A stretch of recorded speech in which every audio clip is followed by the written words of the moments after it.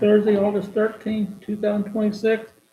Call the Edinburgh Board of Metropolitan Police Commissioners to order. If you would all rise to go to the flag of allegiance. I pledge allegiance to the flag of the United States of America and to the republic for which it stands, one nation, under God, indivisible, with liberty and justice for all. Thank you. Okay, we'll do roll call. Brian Piercefield. Here. Emily Cravens. Here. Curtis Brooks here.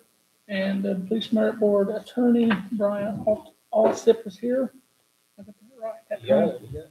Okay, next is the approval of the minutes on meeting July the 23rd, 2026. Do we have any changes or discussions with it? I don't believe I saw anything that needed to be changed. Good job as always. Okay, I'll entertain a motion. Make a motion to approve. Second. Have a motion and a second. All those in favor, signal by saying aye. Aye. Aye. Thank you. Next is the approval of the appointments for the interview board. Just to let everybody know how we did this. We approved to have a member from the merit board, a member from the town council, a member from the police department, a member from the fire department, and a community member. So the member from the merit board is Emily Cravens. The member from the town council is Miriam Rooks. From the police department is Roy Sturgeon. From the fire department is Justin Waller. And the community member is David Lutz. This appointment is for this interview only. This cycle. This cycle. So if we have another interview, we can reappoint these, or we can choose different appointees. So if are there any questions or discussions on this? All of these people have been contacted and have agreed to serve on the interview board. Yes. Okay, good. Do we just need to make a motion? You just approve the list. Okay, make a motion to approve the appointments for the interview board as Curtis just presented. Second. We have a motion and a second. All those in favor, signal by saying aye. Aye. Aye. Thank you. Other business, Ryan? Emily? I don't have anything, Brian? Just as we need, Chief Little's here, if he needs anything else going forward with these, where we're at in the process, or if he wants to give any kind of update on the process. So I give you a list of everybody that's through. Also, this is she's from public safety testing. So I thought she offered to come in and give us some information if you guys have any questions about the testing piece. I believe we have some potential dates. We have on any of those.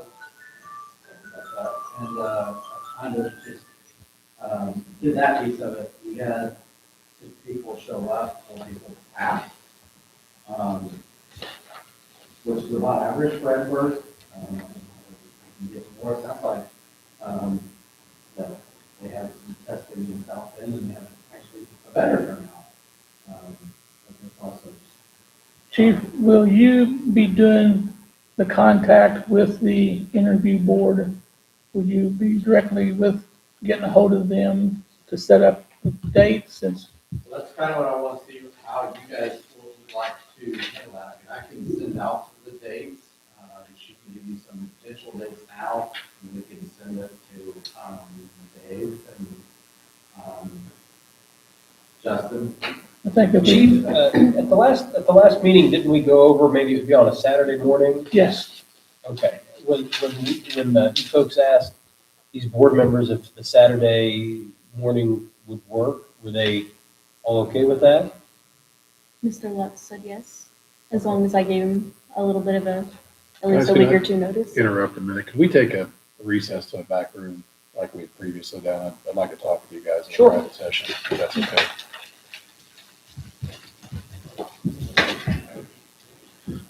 We'll adjourn for just a moment. Thank you.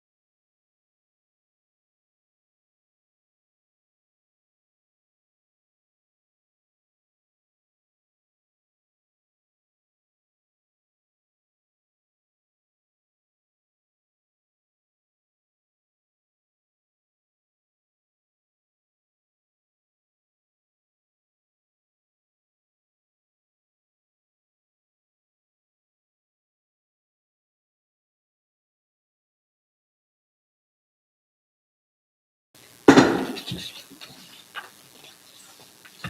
do we have anything else that we need to talk about?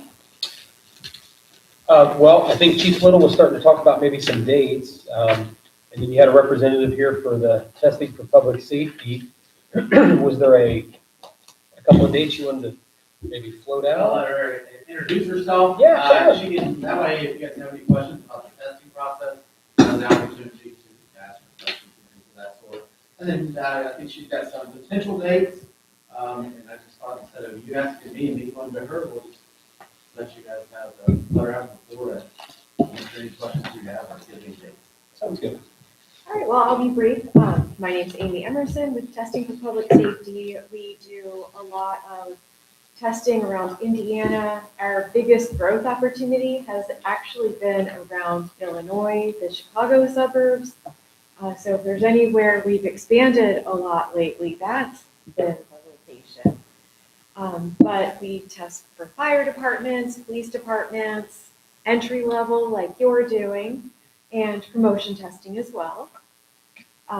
So for your promotion process, I was glad to hear that you just announced the members of your interview panel. So you're going to have 5 members. I didn't catch all of the names, but I'll get following. And then, so that was one of the questions that I had for you. Another is a testing date. So some dates that we have available if they work for you. We have 3 days we're proposing, September 12th. These are all Saturdays. September 12th, 26th, or October 10th.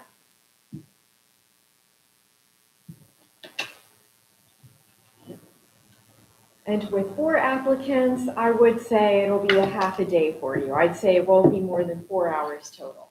And that includes training and interviewing your 4 applicants. You think shooting for the 12 would be, we have 2 of the members here now of the panel. Shooting for the 12th, making sure the other 3 would be okay, and then the backup date being, what was the next date, 26th? September 26th? And then the backup date being the 26th. We need to get these interviews done, so. I say we shoot for the other 12. Just we'll get a hold of people. And What time that day were you thinking of having everyone? You know what? I leave that to you. I'd say it'll probably take you between 3.5 and 4 hours total from start to finish. If you're doing them in the morning, 9 o'clock might be a good start time. Only downside to that is you'll be done closer to 12:30 or 1, unless we build in like a brief break. And we could like order lunches in for members of the board or something. So it's up to you how you want to, that would extend it. So the 4 hours would probably be like 4.5 hours, but at least people would get a break and get some food in the middle of that time frame. And then I don't know if it's the interview board that decides this or us. Are we going to interview here or the police station? That was my next question. I initially thought the interviews were going to take place at the police department. Is that still where you want it? It doesn't matter to me, it's whatever's comfortable for the board. I mean, here would probably actually. You could do it This here. would probably Say be the a good applicant right here. central. Yeah. Is the town hall open on that day, I imagine? It's not, but we can. Well, I meant like you don't have any events. No. Oh, no, no.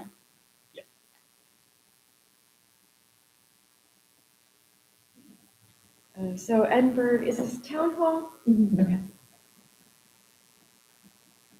And you can do it here or in the conference room, whichever.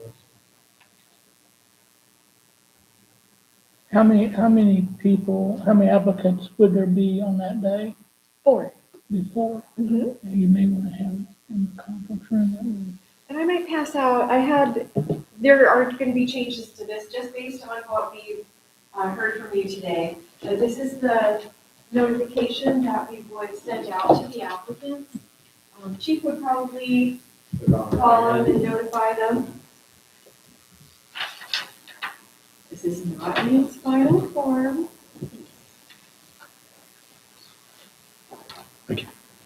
Miriam, do you have a preference if it's morning or later?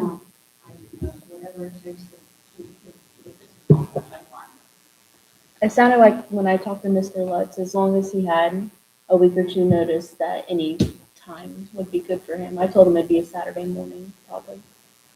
So, So this would be the letter that, once we've established all the parameters that we need here, we'll be able to fill those in.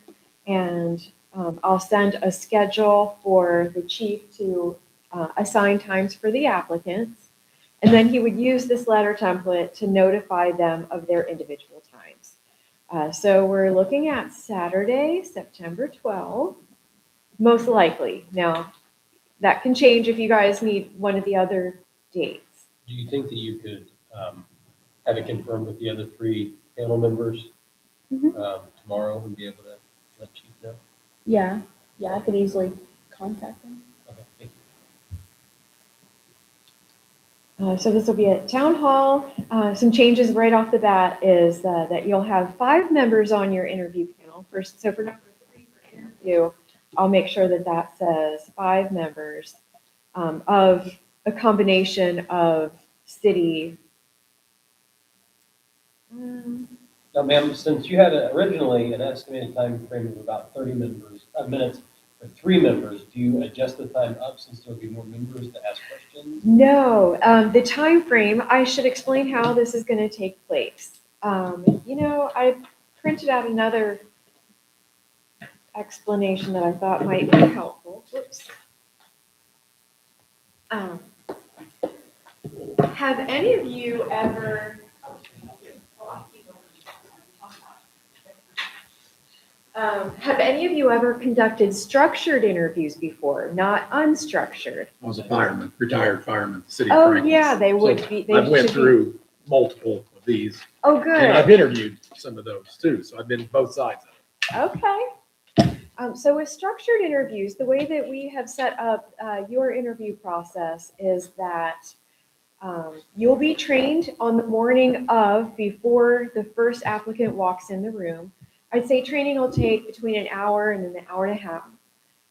And then right after training is over, the first applicant will come in.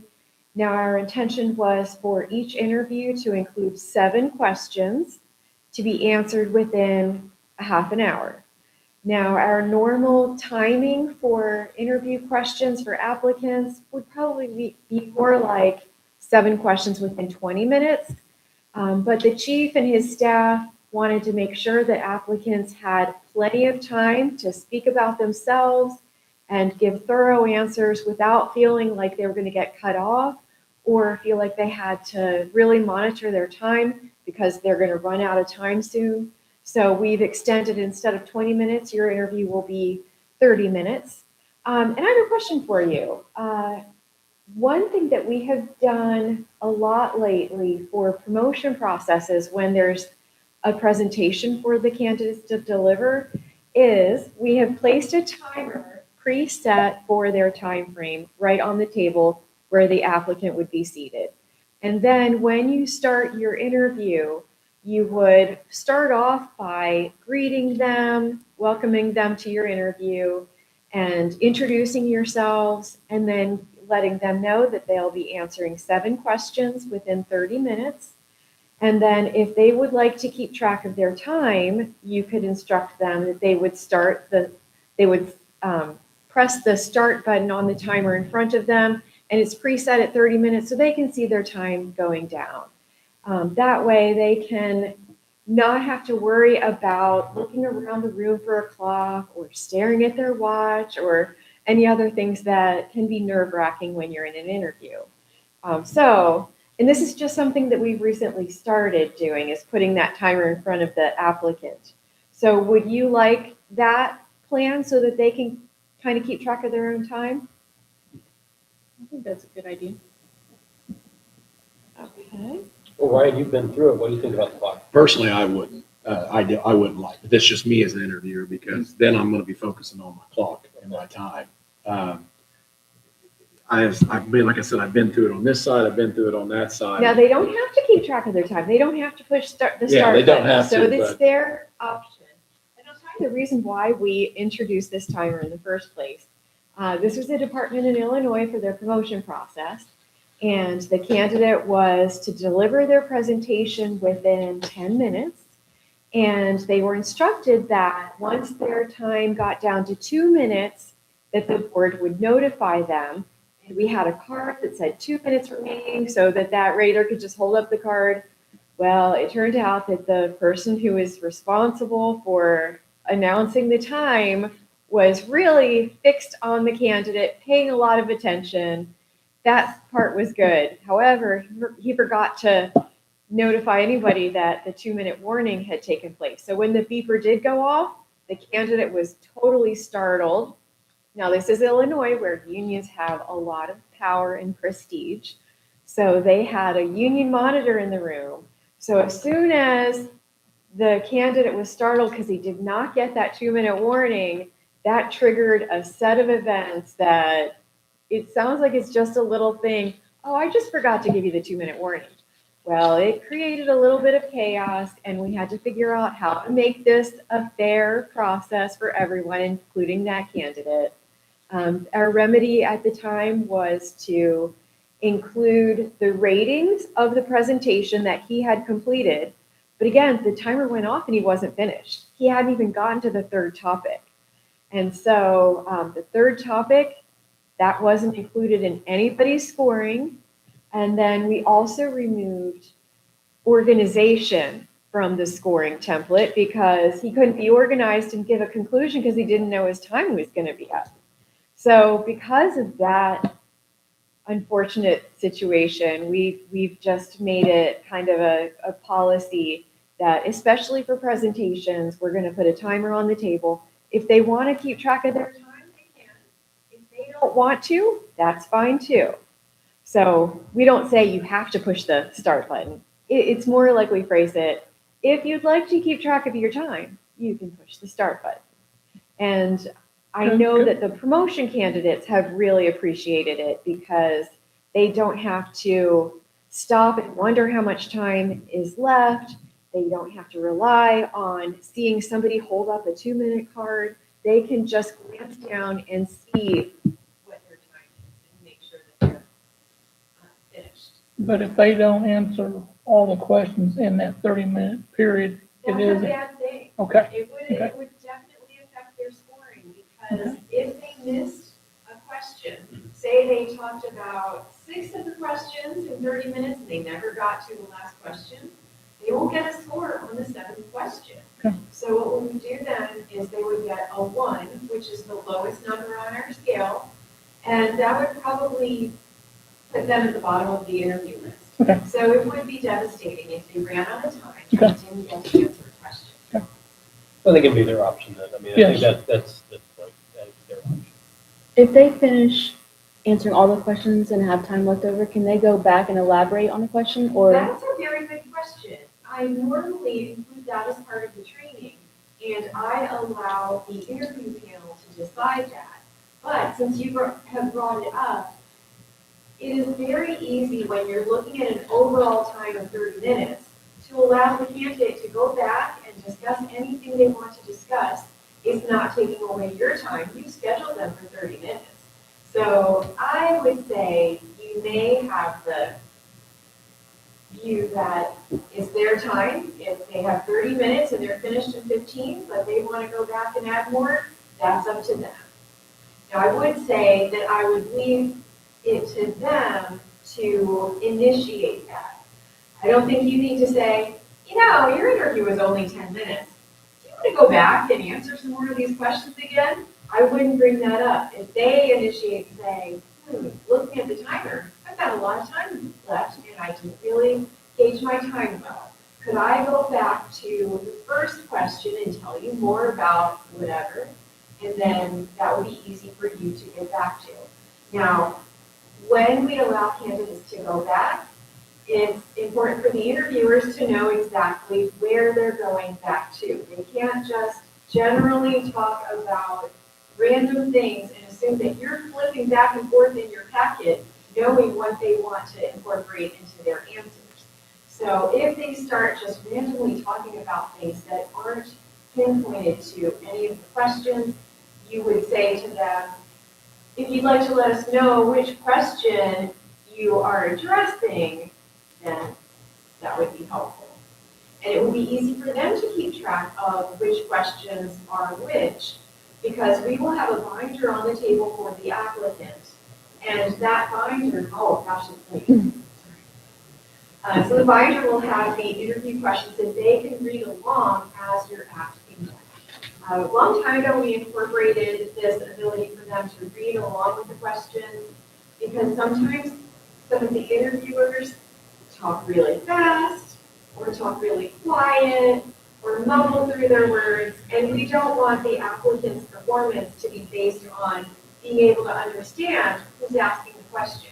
So by putting it in a binder, and we also put one question per page, so they would turn the page when they're ready for the next question, and they follow along as it's being asked. Once we had, way a long time ago, we have all the questions on one page, and you can completely see the applicant looking up and down that list, planning what they're going to say for the future questions and anticipating.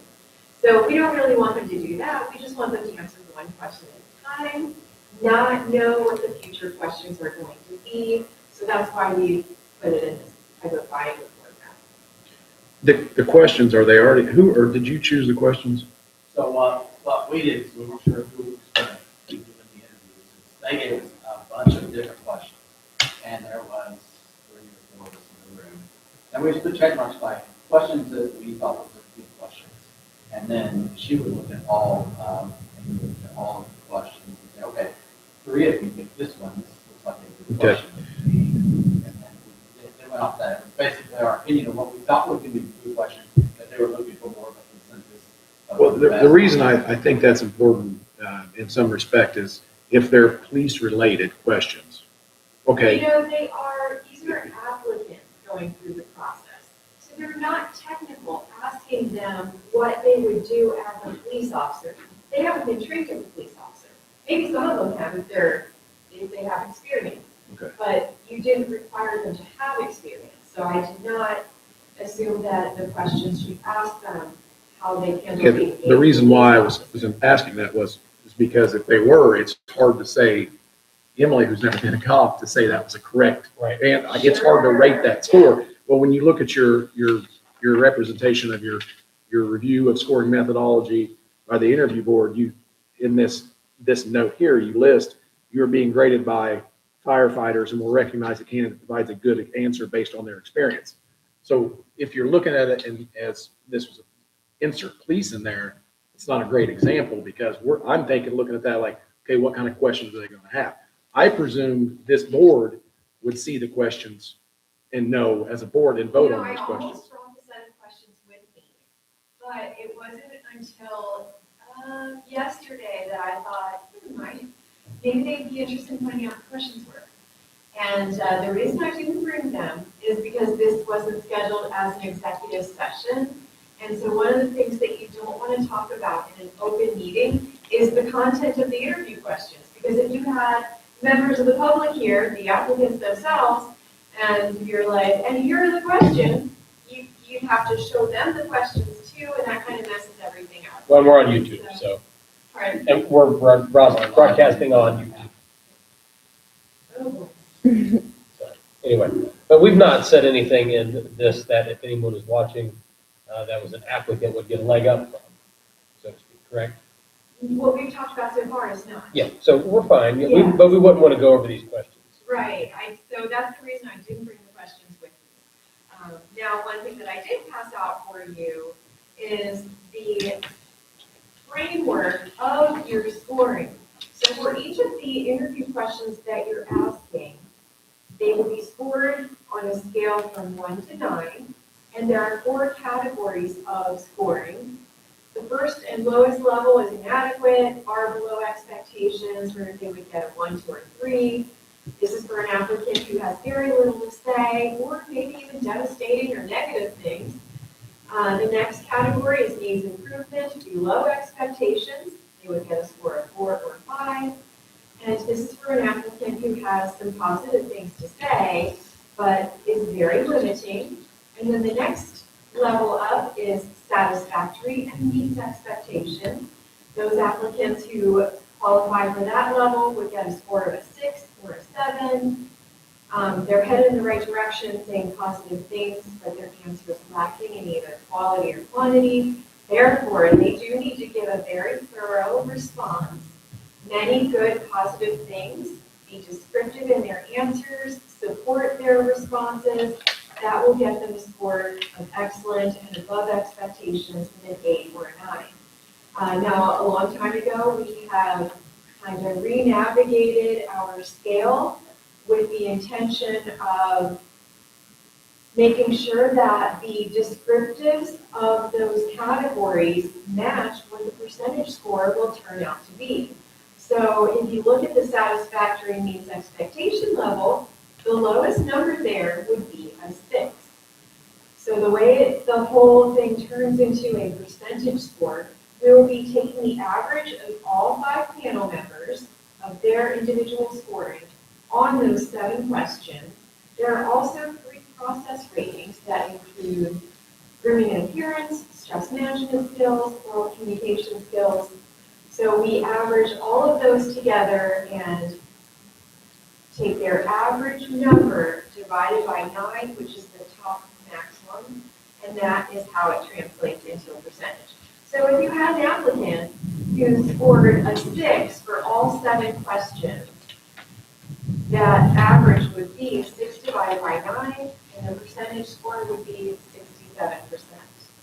Now, we want that to be as close to 70% as possible. And I know you're saying, yeah, but 67% is not quite 70. But by the time you add in those 3 process ratings, which are scored very differently, not according to this board level model, with the last 3 ratings, everyone starts with a 9, and then you take a point off for each negative characteristic. As a result of how that's scored, most applicants get 9s across the board. Now, we don't want those 3 scores to elevate their scores too much, so we collapse all 3 into 1 rating. And by doing that, we truly can expect for a satisfactory applicant who gives reasonable scores across everything to get a 70%. So when you get your percentage scores back, they will match what you view as being school-related types of scores. Acceptable, minimum level of acceptable, you view that as being a 70%. So that's how the scale works for turning it into a percentage. Now, a couple other points I want to make for this page is that when you're going to have a separate page of scoring for each interview question. For each question will be a list of positive responses that deserve credit. Now, these responses that are listed there as recommendations for giving them credit, they are not the only answers that deserve credit. People come up with creative, good answers all the time, so they're only guidelines. If an applicant gives you a good response that's related to being a police officer that you recognize as being positive, you'll write it in and give them credit as though it's on that list. So when you're evaluating their scores and how many positive things they're saying, how detailed they're talking, you will take into consideration of that as well. Now, oh gosh, I was wondering, why are you saying firefighting? I did take this from an orientation from a firefighter's promotion process, so I do have, for number 2, I now see where you have a firefighter. Well, this is all police officers, of course. But on the 3rd note here, I wanted to let you know that after the applicant has left the room, the board members will compare their scores with each other.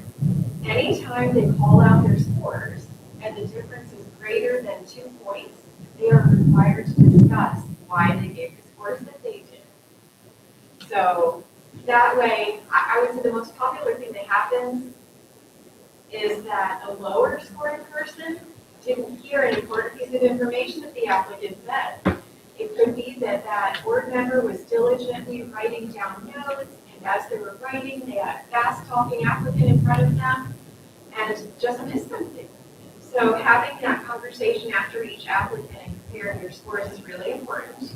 And then after the interviews are all over, we will evaluate a statistical analysis of the scores. For us, one of the most important measures is how reliable are ways to determine that is to compare the scores across those 5 interviewers. So you end up with a grid 5, 5, 5, and where those interviewers meet, that's their comparison. And so we're looking at correlations.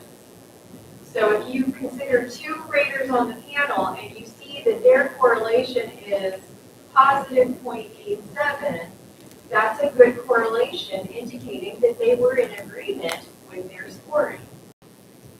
And what it's basically looking at is, did they score applicants in a similar way?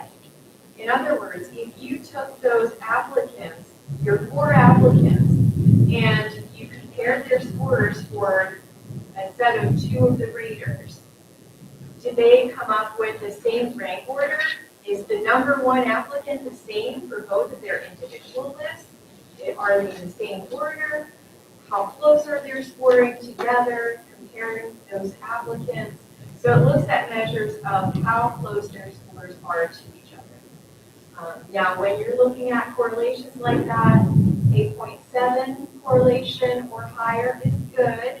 8.8 correlation or higher is better, and a really excellent correlation would be 0.9 and higher. So a perfect correlation would be positive 1. A totally random correlation would be 0. And maybe even worse than that would be a negative 1 correlation where your 2 raters you're comparing are completely opposite of each other.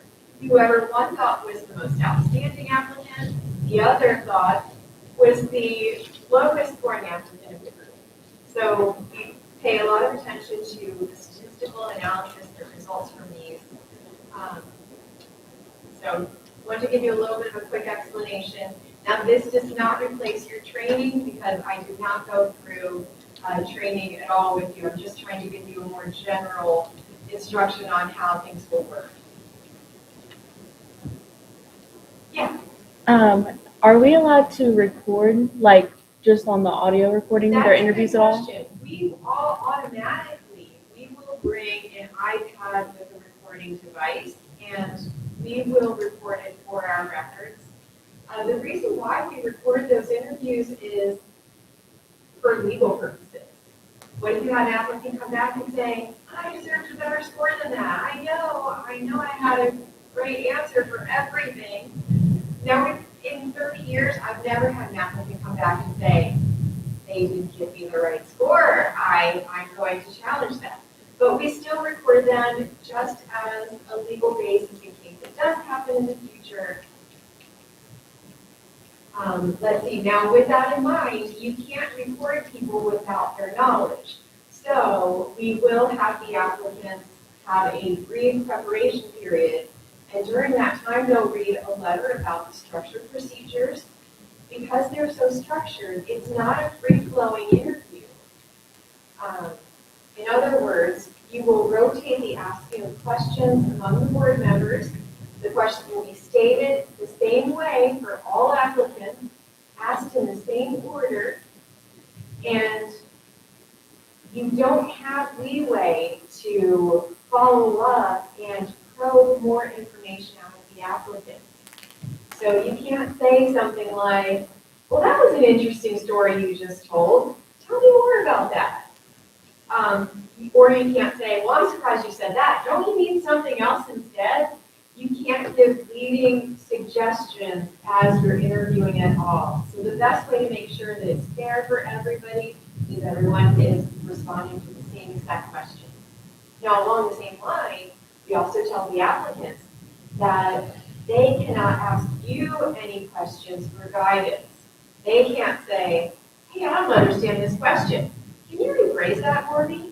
You can't rephrase it. You can repeat it the way that it's stated, and they will have the copy and the binder in front of them to read along, but you can't give them suggestions on what a good answer will be.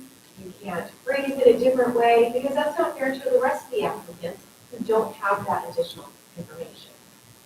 Now, one thing that the police department was interested in seeing for these interviews, they felt like when you're asking a set number of questions, what if there's information about the applicant that you would benefit from knowing and would like to hear about, but that you didn't have a question addressing it.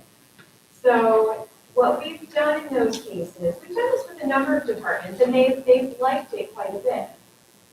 So in this case, at the end of your interview, you could say, and it would be scripted, it would be the same thing for all applicants, but you could say something along the lines of, we covered a variety of topics in our interview today. Is there anything that you'd like to share about yourself that we have not covered? And then they could, discuss that if they want to. Now we don't have like a scoring criteria for that because we don't know what they're going to talk about. So instead, we managed it so that the percentage score will be based on the 7 questions and those 3 additional ratings. But if you like what you heard the applicant say about themselves, we will add a point to their percentage score. If they had nothing to offer, or it was negative and didn't benefit anything, then you would not add an extra point to their interview. So it's a way of giving them credit for something new and different about themselves that they elected to offer, but without making it unfair for any other reason. So do you like that idea of being able to ask them to just have the opportunity to speak about themselves if there's anything they wanted you to know? I do, especially since it's not going to affect their score if they're not able to. Yeah, and of the 4 applicants, I would say you're probably likely to either give all 4, they'll all 4 give you some information that you view as being positive, good information to know. You might have one who ends it just to say, nope, I've got nothing else to add.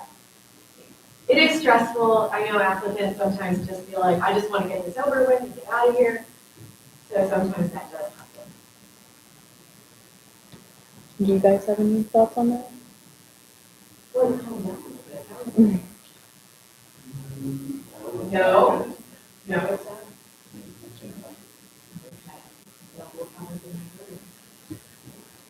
Do you have any other questions about the interviews or anything that you would like to know in advance? No, I I do don't not. think so. Thank you very much for all the information. Yes, thank you. So I've got you down for September 12th, unless I hear back that the other members are having a conflict and we need to switch that either to the 26th or October 10th. Okay. All right, thank you, I Sounds good. appreciate Thank it. you. Thank you very much. Chief, you have anything else you want to add? No. Right here, back from South Letter, what she's got. She sent it to me electronically, we just put it on the police department letterhead.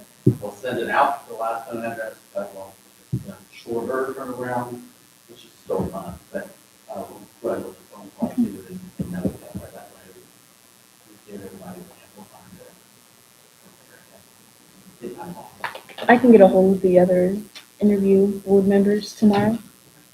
Now, I forgot to ask exactly what time you want to start. Would you like to start at 9 o'clock?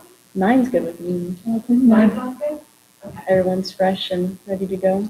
They're Yeah, not too early that they're just, So then the first interview would be at 10:30? What time? it's probably about 10:15 or 10:30. Okay.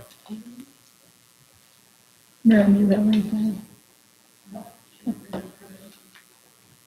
Okay, if there's nothing else, I'll entertain a motion to adjourn. When's our next meeting? Oh, sorry. September 10th. September 12th? 10th. 10. September Oh, the because 10th? that's the day of the interview. Oh, boy. Very good. Motion to adjourn? Second. Got a motion and a second to adjourn. All those in favor, signal by saying aye. Aye. Aye. We're done. Bang your gavel. Here we go. I like bang